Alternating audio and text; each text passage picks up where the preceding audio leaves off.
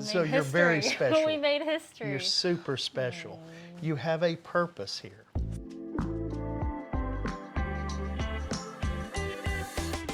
Hi guys, welcome back to this evening. So today I have a surprise for you. This is my dad. Hello. Hi. Hi, everyone. Don't we look alike? You know, okay, so I am here in Texas for Christmas and I wanted to come visit them. And I also wanted to do this video for you guys because I want to get his perspective on this whole adoption story. And yeah, I mean, you've heard me and what I have to say, so I just wanted to bring him along and ask him a couple questions, and I hope you guys enjoy this. So Dad, how did it all start? I got a call from my mother. We were living in Tyler. My sister, Carla, her husband, Jim, had gone to China to adopt a baby. They had 3 in college, but they had seen such a need for these babies that were in China who had been abandoned, mainly baby girls. Anyway, my mom calls me up and she said, "This is a strange question, but how would y'all like to have a baby?" We had never done this before. We were both busy, yes, starting your careers. And never had thought about adopting a baby. Really hadn't thought about having a baby, much less adopting a baby. Something this important about having a child, we needed to be in agreement. And so we agreed to take you when they got back from China if they were able to adopt you.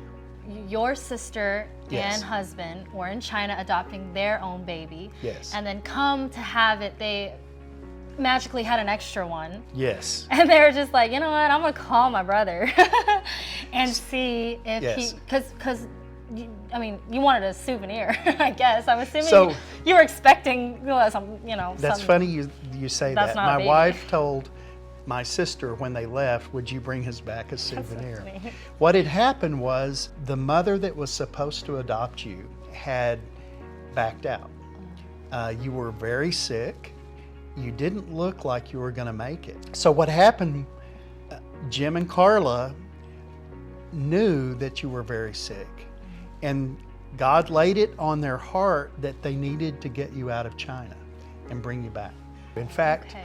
Jim went to the Chinese attorney that was responsible for the adoptions in their group, and told her, said, "We want to adopt Molly." Oh. And she said, "Well, that will be impossible." And he said, "We have prayed about it, and we want to adopt her." In fact, he told her, he said, "God has laid it on our heart, and so this will happen."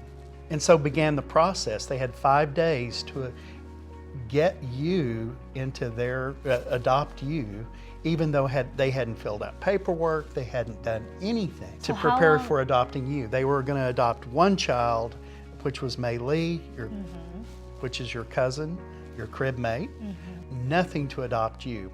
And that's why in a bureaucracy, something like that seems impossible, but not to them. Dad, how long does a normal adoption process usually take? Well, it can take up to months, all the way up to a year. And they were trying to do it in 5 days, which is unheard of. No one believed that they could get it done.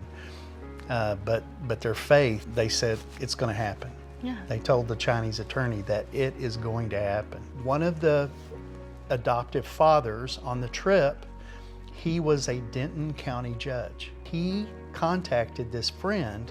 The friend actually appealed to the Attorney General of the United States to override this INS person, Immigration Naturalization Service person in El Paso. The night before, they got a fax from the Attorney General of the United States saying that all normal adoption procedures had been waived and the adoption had gone through.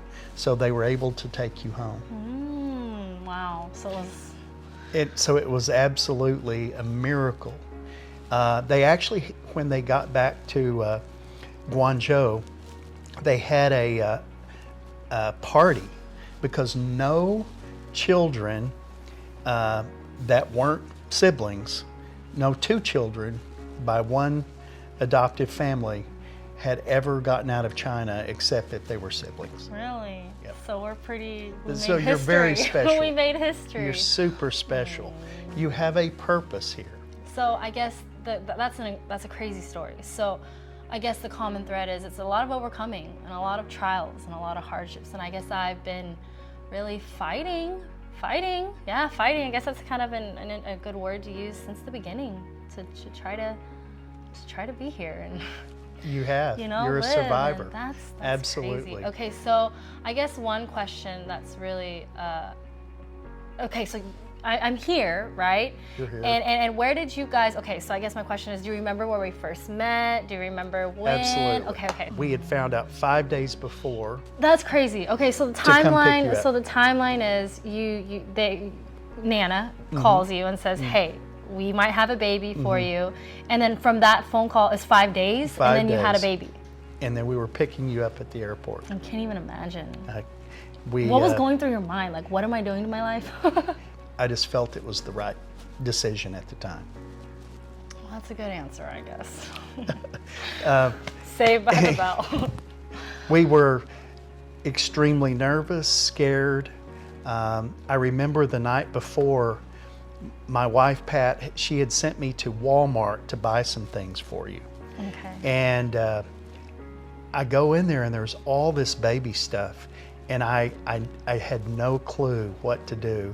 And a lady saw me and she told me, she said, "Do you need some help?"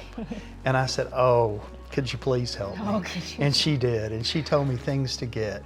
So we could have some preparation for you when we picked you up. That's crazy. Okay, so you picked me up at the airport. Yes. Yes. So I arrived at the airport, they handed me to you, and then what, they just left? Yes, they had to get on the plane and leave. And we had a baby. That's crazy. We had you.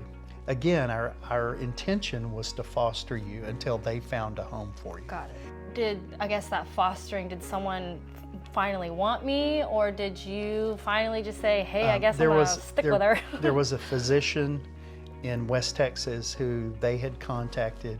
The first time I saw these big tears in your eyes, I knew that I was never going to be able to give you up. Oh, that's cute. That's cute. So you're just like, all right, you're like, quit calling me. All right, Mom, Pat, be like, she's ours. And so when you told Mom that, was she just like super over the moon, or how did she? No, that was actually a funny story. So your mother had the idea that we were just going to foster you.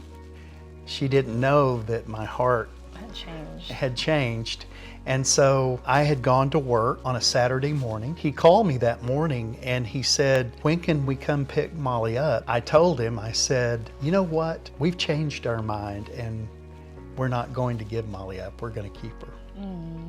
And of course, at that time, my wife Pat didn't even know. And I called her and I said to her, "Pat, guess what? I just told the doctor that we were going to keep Molly." But then the rest was history, I guess. You just all of a sudden, we truly had a daughter, even though we had to go through the adoption process. The way it happened helped to make it easier. Acceptable. Right? Because we agreed to foster.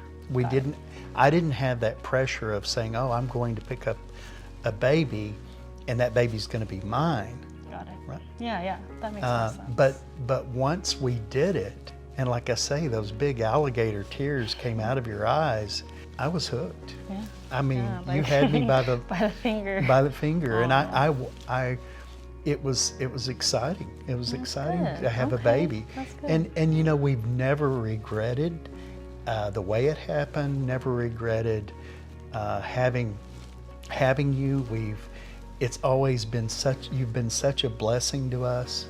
Always been so much at the center of our lives, and wouldn't have changed a thing ever. So what was the most challenging thing you think you had to over? I'm sure there's a plethora. Well, of course, we wanted to do things right. Right. We hadn't been to any prenatal classes. We didn't know really, other than our nursing experience, about how to take care of a baby. There were challenges that you presented that a normal baby wouldn't have. I mean, you were. So what are those challenges? You had pneumonia. Okay. They had shaved your head. You had a condition called cradle cap. You had scabies. You had some issues that the previous mother had raised that we didn't believe, but she thought you might be Down syndrome. You did not move. In other words, you didn't turn. We could lay you on a chair and you just laid there. The back of your head was flat because you had laid in one position for so long in the orphanage. So needless to say, the woman who initially wanted to adopt me, she probably had a valid reason to back out based off what she saw. You were not necessarily thriving and beautiful at that point. Yeah. And at that point, I was how old? 6 months. 6 months. So how much do you think I weighed? Like, Probably, I guess now as a baby. They told us, I think, 10 pounds. 10 pounds? Yes. That's crazy. And a lot of that was, like say, more fluid weight. You kind of had the distended abdomen that was common with babies who had some malnutrition. So definitely malnourished. Yes. That's what you're trying to say. You had basically, malnourished. From what we understood, you had been taking a bottle of rice water. This question, as a little girl, and we were like out in public and stuff, did people stare? I mean, did people ask? Were they worried? What were their mind? Did you ever deal personally with just interesting encounters where people, you know, were confused by a white dad and an Asian daughter? Yes, absolutely. They stared at us and I'm sure wondered, you know, I'm white, my wife is Mexican, and you're Asian. I think a lot of people thought that you might be Mexican, but we got some funny looks and wondering what kind of... Because back then people probably didn't adopt Asian. There was not a lot of Asian babies around, right? No, not at all. I mean, like from your... Adoption in China had not been that common. You were one of the first of the... That's crazy. The Chinese children to come to America. That's crazy.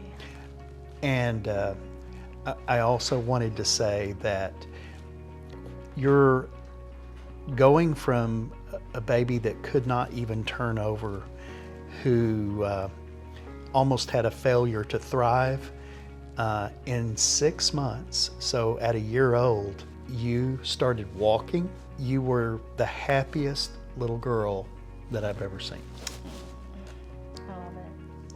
I love it. In just 6 months. So love and nutrition. TLC, some TLC. All right, Dad, so what is your favorite childhood memory of us? When you were learning to walk, you would grab my hands, my fingers, and you would walk like a little robot or like a little Frankenstein, and you loved it. Yeah. You going from this little girl who completely had lost a will to live to this little girl that loved every second of life. That's my favorite.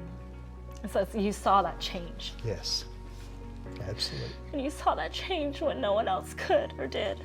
We were there. Your mother and I. And you and Mom were the very first ones to say yes when no one did. You had been abandoned several times. And so you were the third family. Yes. that kind of got a hold of me after coming out and just said, hey, like, no, we're going to put a stop to this. We're going to figure it out. We actually adopted you from Jim and Carla. So they're just like your mother and dad also. So I was adopted from China by Uncle Jim and Aunt Carla. Yes. And then when I came to Texas, I was adopted again within the family with you guys. So that's why I went from a Hester to a Mars. Absolutely. Got it. Okay.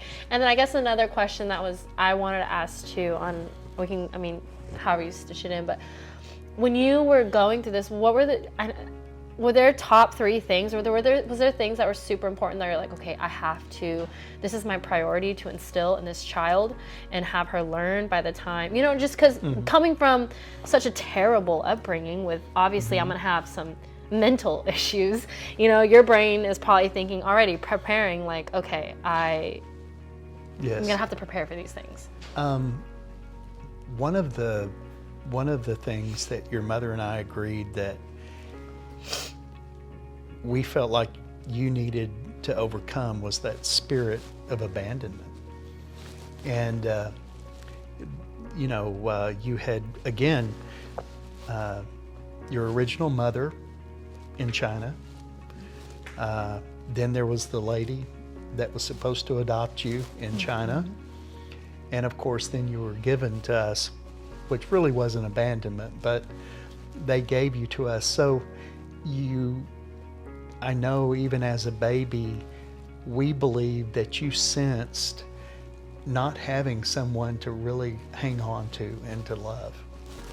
And so that was very important to us, is that to make you never feel like you were not a part of the family, that you weren't a part of, that we didn't love you, that you were less important than your brother. And I love that. I love to hear that from you, because I think people have this misconception, right?